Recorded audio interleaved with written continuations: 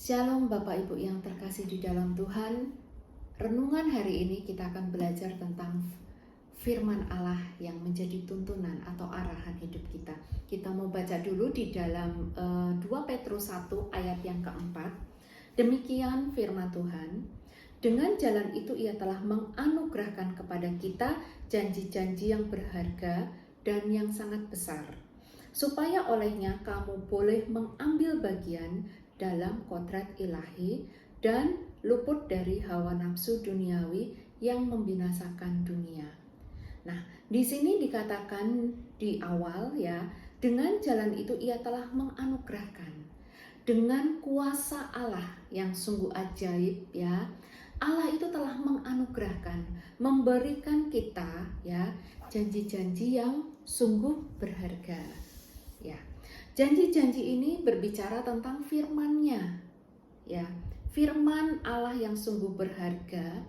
Supaya apa? Supaya kita itu bisa mengambil bagian dalam kodrat ilahi. Berarti di sini artinya bahwa kodrat ilahi itu adalah di mana saat kita terima Yesus sebagai juru selamat kita.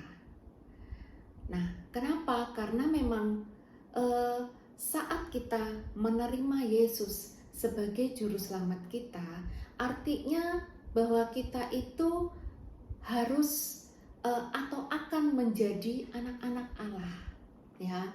Karena anak-anak Allah menjadi anak-anak Allah artinya kita tidak akan berbuat dosa lagi. Kenapa? Karena benih ilahi itu ada di dalam hidup kita.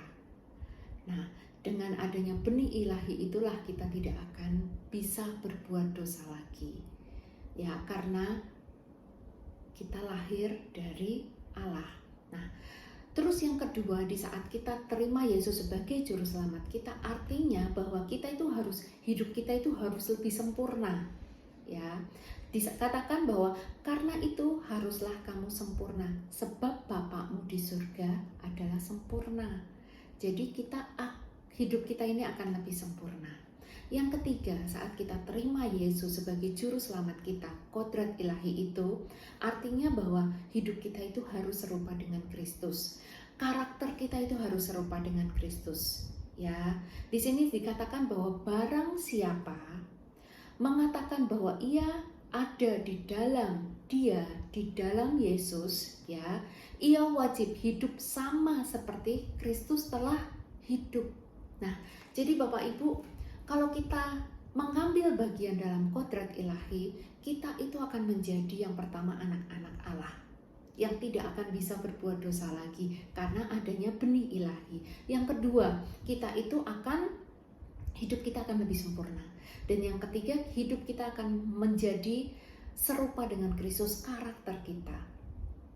Jadi Bapak Ibu, di sini kodrat ilahi itu tidak hanya sekedar terima janji-janji Allah, tetapi dengan mengambil kodrat ilahi inilah hidup kita akan menjadi kudus. Tuhan akan mampukan kita untuk hidup lebih kudus.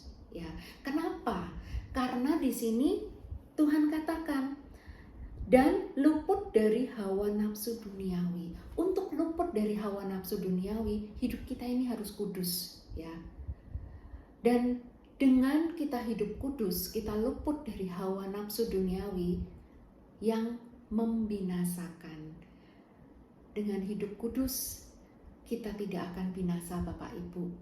Artinya, firman Allah di sini akan memampukan kita untuk hidup lebih kudus seperti yang Allah inginkan di dalam hidup kita.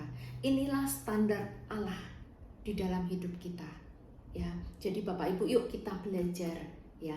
Kita belajar Alkitab ini, kita jadikan arahan untuk bisa hidup lebih kudus dan yang pastinya menyenangkan hati Bapa.